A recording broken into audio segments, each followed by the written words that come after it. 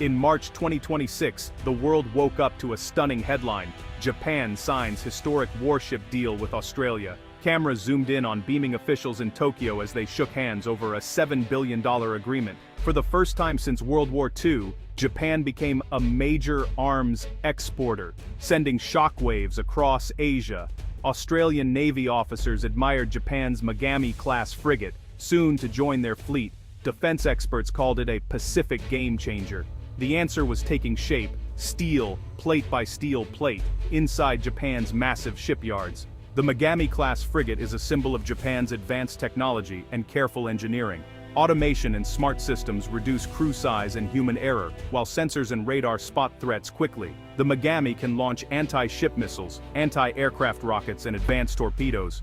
Its stealth design makes it hard to detect, giving it a crucial edge. With high-end capabilities at a reasonable price, it's attracting interest from navies like Australia's and the Philippines. No wonder the Megami is making headlines and winning contracts across Asia. Japan's rise as a major arms exporter is a historic shift. Since the end of World War II, Japan followed strict rules, refusing to send weapons abroad. Its pacifist constitution, shaped by past war trauma, blocked the export of tanks, planes, and ships. But as regional threats grew, calls for change grew louder. In 2026, the Japanese parliament voted to relax these rules. The public debate was fierce. Supporters said Japan must help allies and defend shared interests.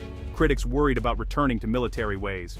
In the end, security concerns won. The government promised to sell only to friendly nations and always for defensive purposes. The Megami frigate deal with Australia was the first big test.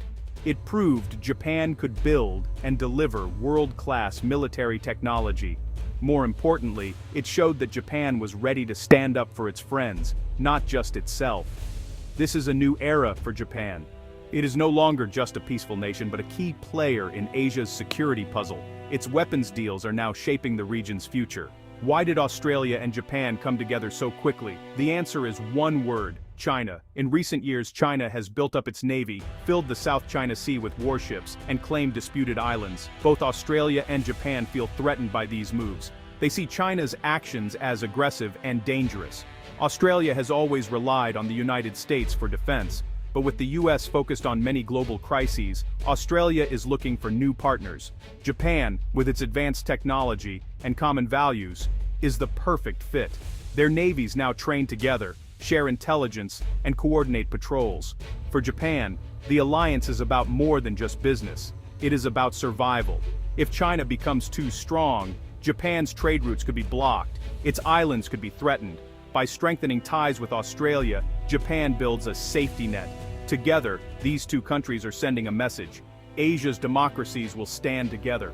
They will not be bullied by bigger powers. This partnership is just the beginning. The Philippines is now joining the circle. The Philippines has long depended on old ships and outdated technology, but as China's Coast Guard and Navy harass Filipino fishermen and build bases on disputed reefs, Manila knows it must modernize. Japanese ships, especially the Megami class, may be the answer. In 2026, Japan and the Philippines announced plans for a landmark frigate deal. The agreement includes 2 Megami-class ships with options for more. Japanese trainers will help Filipino crews learn to use the new technology. Maintenance and parts will be supplied directly from Japanese shipyards.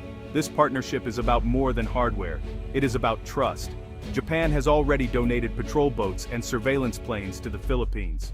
Now, by delivering frontline warships, it is helping Manila defend its territory and its people against outside threats. Filipino leaders call the deal a game changer.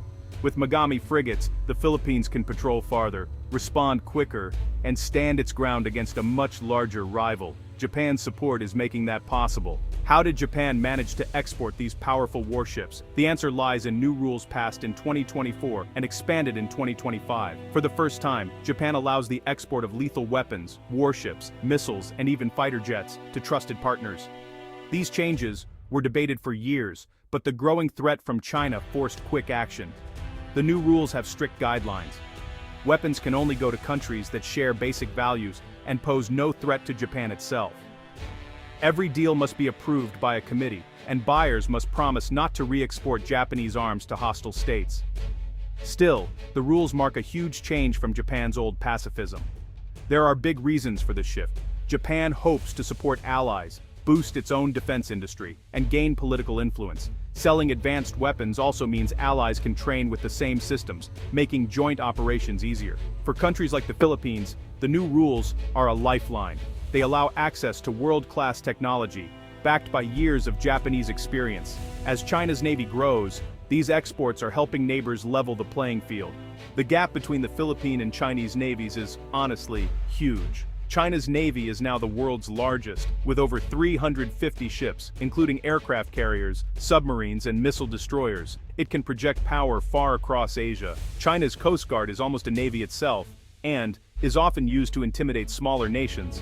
In contrast, the Philippine Navy is small and under-equipped. Most of its ships are second-hand, and many are decades old. The Philippines has only a handful of modern vessels, and, well, it lacks submarines or guided missile destroyers.